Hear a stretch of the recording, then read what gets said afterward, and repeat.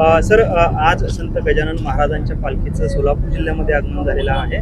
काय सांगाल, काय भावना आहेत स्वागत केल्यावर? आज आम्ही इकडे संत गजानन महाराजांची पालखीचे स्वागतसाठी इथे जिल्हा परिषद वतीने आलेलो आहोत आणि आम्हाला एवढा अभिमान वाटत आहे की देवानी आम्हाला ही संधी दिली की आम्ही सगळे वारकऱ्यांची सोयी सुविधा आणि सेवा करू शकतो. जिल्हा परिषद वतीने आम्ही सगळे वारकऱ्यांसाठी आपली वारीसाठी मोठे मोठे जर्मन अँगर उभे केलेले आहे, जे ज्यांना आम्ही मुख्यमंत्री वारकरी कक्ष आम्ही नाव तसं ठेवलेलं आहे.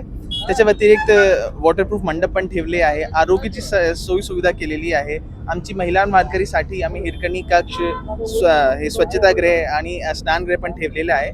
याच्या व्यतिरिक्त आम्ही फूट मसाजर्स आणि आरोग्य सेवामध्ये पण आम्ही ICU बेड्स पण ठेवलेले आहे. याच्या व्यतिरिक्त संध्याकाळी जिथे मुक्काम होईल तिथे आम्ही भक्ती संध्याचं पण आयोजन केलेलं आहे, जेणेकरून आपले वारकरी यांना असं वाटेल की सोलापूरमध्ये येताना त्यांना सगळी सोयीसुविधा आणि जे त्यांची सेवा आहे ते आम्ही करत आहोत इकडे.